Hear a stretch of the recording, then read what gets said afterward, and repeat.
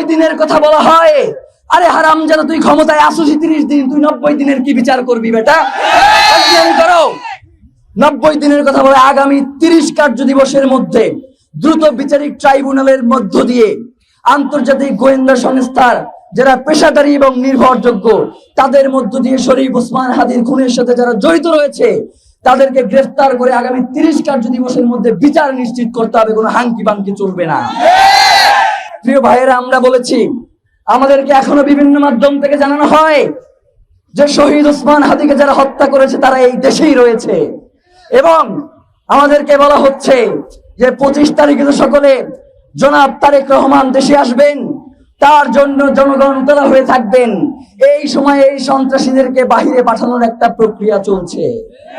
আমরা বাংলাদেশের জনগণকে সাথে নিয়ে বলতে চাই, জনাব তারেক রহমান আসবেন, এর জন্য আমরা ইনকিলাব মঞ্চ 25 তারিখে কোনো প্রোগ্রাম রাখি নাই, এবং আমরা মনে করছি যে জনাব তারেক রহমান দেশে ফিরে আমাদের এই আন্দোলনের সাথে তিনিও একত্রতা পোষণ করবেন।